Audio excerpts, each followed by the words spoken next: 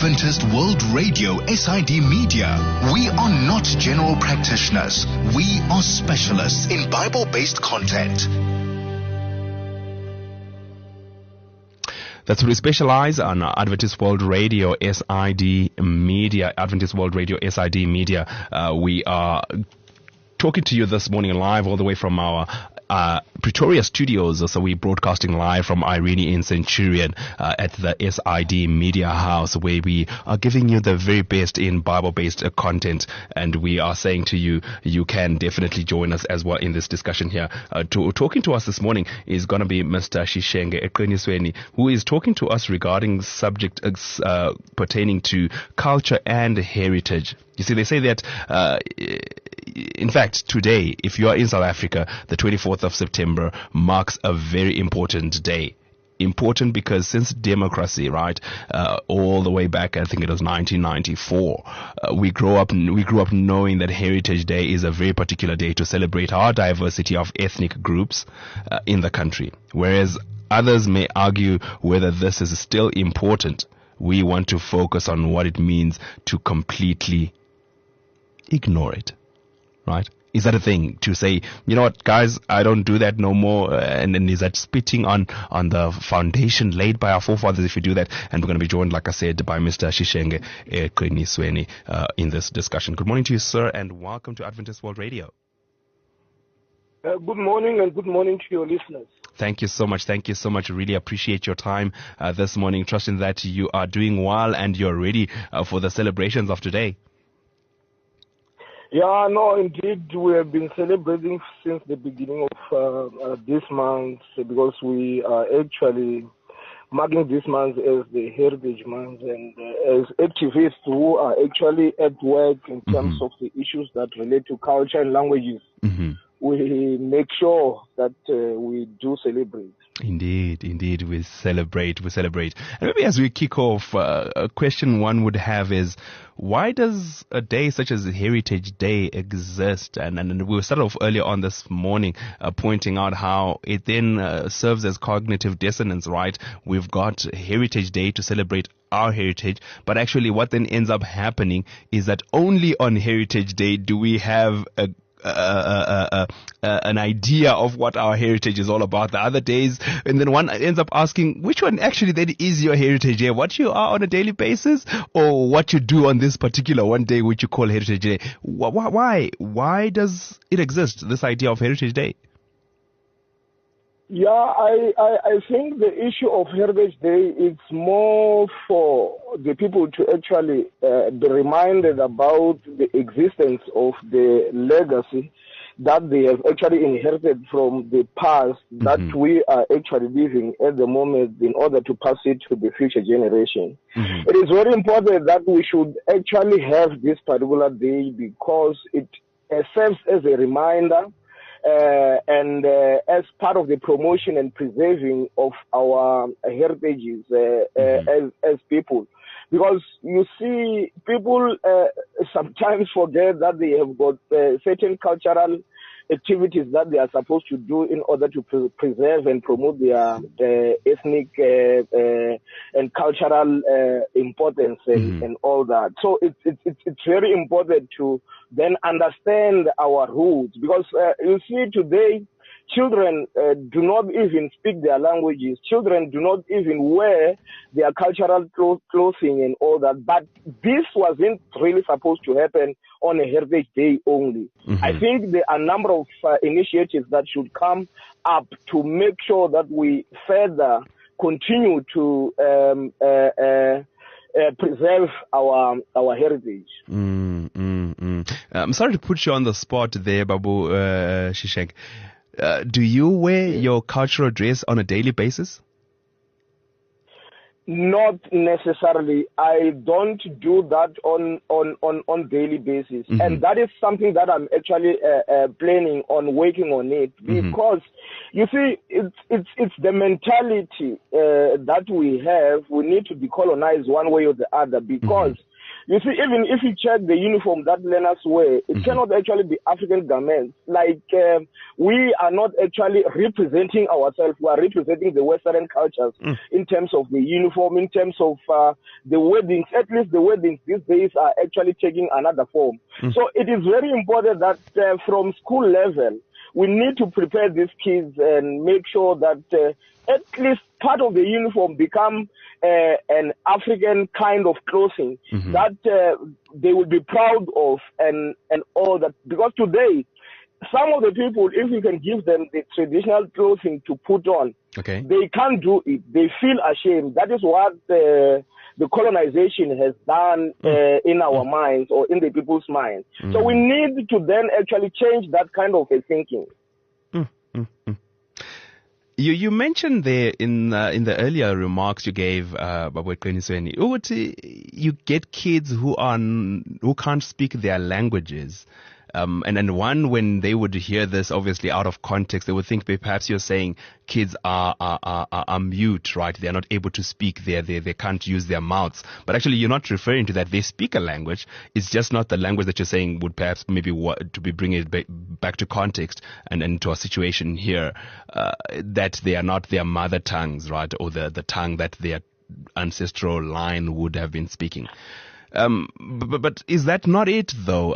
One would say culture is dynamic, culture is fluid, culture is progressive. So you move and you're going. For example, if you look at the languages that we are now calling our traditional languages today, those are technically not the traditional languages.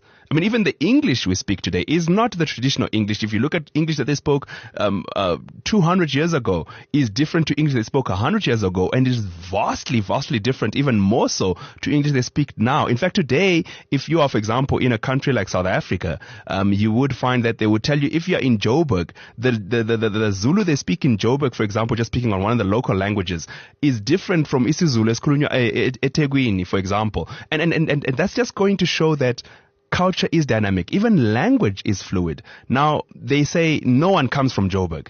But others will say, but that's where I'm born. My parents were born here. I come from Joburg. No one comes from. No, that's where I come from. Because if you want to go down, even la utubona ubuya kona wena. Actually, your ancestors don't come from there. They come from another place. But now, because for the past 2-3 generations, your ancestors come from there, now you say you come from there. Those who are coming from Joburg today, 2-3 generations from now, won't they be saying we come from there? So what I'm just trying to drive at is isn't culture dynamic? And why do we feel these kids have lost it when they have done exactly what culture does, progressed? They're not un-African. No, they're just modern Africans.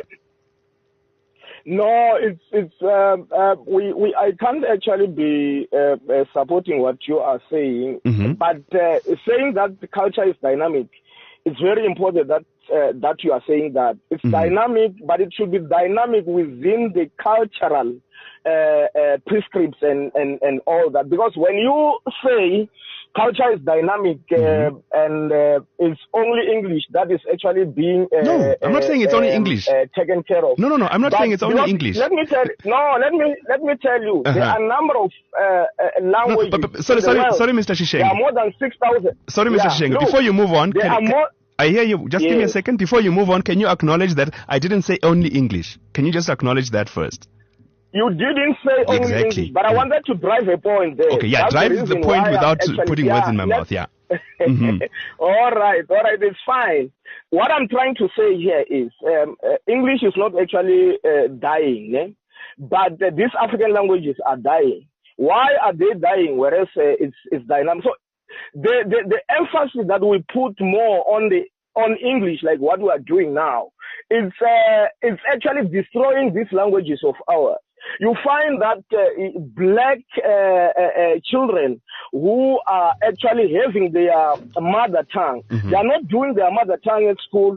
They are actually using English as a home language. So that is what I'm saying, that the more emphasis that we put on English is what is actually destroying these smaller languages and all that. And in the future we'll end up not having these African languages existing because of that. So we need to be very careful. That's the reason why I'm saying if the language is dynamic, it should be dynamic. Even the indigenous language should be dynamic, not necessarily that we are actually destroying them, not being clear and aware that we are destroying these languages.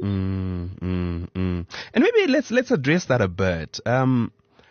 Why is it that the case that we will find a certain particular languages become a bit more dominant in our societies more than, for example, let's take South Africa, which has 12 official languages, right? But you find that in the 12, it's only one or two that becomes dominant. Why is that the case in our societies? It depends on the issue that I spoke about earlier on in terms of preserving, promotion of these languages. If you can check the Zulus have got actually what we call nationalism. They really love their language. Okay. They do not actually speak another language when you speak to them before. They can speak another language after they shall have actually realized that you cannot actually be able to understand. So that is the kind of approach that we need to do. Because if now you greet me in English and I respond in English and you find that we are actually speaking the same language, that happens more oftenly. So it is very important that we should first speak in our languages, we promote these languages, and make sure that our languages become the languages that people will use for communication and all that. But if we are having the very same attitude that we have towards languages at the moment, we are not going to change anything. So that is what we need to actually put more funds in the heritage, put more funds in the NAC to promote these languages, to promote this culture so that they become understandable better by our children and all that. Not necessarily that we need to lose the line of march and all that. And I hear you, and it wasn't so clear though, but I'm hoping I got the gist of what you're saying there, that perhaps it could be this idea of the global village. We've got a mixture of different people from different areas, therefore the culture becomes a bit intertwined. And I think that drives this very pertinent question to say the idea of tolerance in wanting to retain who we are in the midst of others. Right, wanting to retain who we are in the midst of others. How does that affect, or does that not affect the sense of tolerance? You mentioned a tribal group in South Africa, and sometimes it is more popular for being intolerant, right? To say, what kind of a black person are you who does not speak my language? Because they believe, because I'm this person, everyone must speak my language. So like you're saying, you greet each other, they respond to you in my language because you must be able to speak my language. So I'm wanting to find out where this then blend comes in, and does it not in some sense affect tolerance to say, no, if I see another black person, I'm going to greet them in my language first. And if they don't respond in my language, how willing am I to then shift to a much more, either to their language, or if they can hear, if I can understand their language, or to one which we both can understand, a median language as it were. How easy are we in the quest of preserving our language to be tolerant? Yeah. No, I think we are living in a very diversified kind of a community. This society that we are living in, let me give you an example. I am actually a teacher in one of the schools that has got actually 4 languages. And when you are actually working in that particular environment, you must do something to make sure that there's tolerance amongst these ethnic or tribal groups and all that. We have got the Zulus, Vendas, Bedis, and Tsongas in my school. So just a day before yesterday, we had the cultural celebration whereby the Tsongas were dancing, whereby the Zulus were dancing. So that brings together even the teachers, brings together even the learners to appreciate one another, because they are actually given an opportunity to deal with what will actually unite them than deal with the things that will actually divide them. So it is very important that when you have that, like as I said, that I'm an activist in terms of languages and all that. Yes. We do make sure that these kids, when they are doing poetry, they do poetry in their own languages. When they do drama in their own languages. That on its own, it actually blends them to be together, to be one, and appreciate each other's culture. And that on its own, it's promote cohesion and all that. So you're saying that you're advocating that in actual fact, sticking to your own culture, your own language, and starting that improves tolerance rather than encourages intolerance. I don't know. I think from a school perspective, and I'm really glad that that's what the work that is happening there at a school level. And because you're already having the different cultures already in the school and everyone is getting a quote unquote fair chance, there is that tolerance that is encouraged. But in a societal level, when you now go to everyday living, where you don't have an opportunity to showcase each one having a fair chance, I'm not too sure that's the case. I'm not too sure. You then have others who are a bit more dominant, especially if they're a bit more vocal, which then is, I mean, you get two kids. One is, like you said, one is Venda, one is Xhosa. They grow up in the neighborhood, they go to school. Which language should they speak is a median? And I guess the question is, why then should it still be English? And that's the real question that we would have days like this, is it not, where we say, why should we use a foreign language as a median when we've got our own African languages? I don't know. Is it because it's intermediary? You know what happens. What happens is specifically because everything should actually start at the school level, as we have said. I am a language teacher. As a language teacher and rather indigenous language teacher and an activist, what I do best is to then make sure that the kids appreciate their languages. Yeah. I speak about what you are talking about now, that try to learn each other's languages and all that. Diversity is very important, and that is what should actually be encouraged and all that. Where I actually meet people at the social level, I try all means to speak my language. And most of the people know now, when some of them will actually then greet me in my language. It's better for me to speak in an African language than to speak in English. Because now, these days, people are thinking that you are intelligent only if you know English. And if you do not know English, you are not intelligent. And the language cannot actually be used as a measure of intelligentsia and all that. We need to then understand, but this thing should actually be brought from the school level, whereby the curriculum should actually be changed. Because you see, this thing of the Department of Education saying we are going to start learning in our own languages, it has been there only in grade 1 to 3. They are doing, they are learning in their own languages, but going forward, that is not happening. A book like the Bible has been translated to a number of languages, but when you check the textbook of maths, it's never been actually translated. And it's not that it's not possible, but this thing is done intentionally to leave us backward for quite a number of, because there's no nation that will ever develop in a language of another person. You develop in your own language because it doesn't assist in any way. When you are actually let's say you are a builder, you are building a house, to say it's like you have to speak in English, bring that brick. No, it doesn't work that way. Because those people that are actually doing those work, they are having their own languages and all that. But let's make sure that we realign our education to speak to the people, because the education is not actually speaking to the people. It's just speaking to something else. So it's very important that our designers of education need to be conscious of what is happening, so that they can actually be conscious of where the country should go.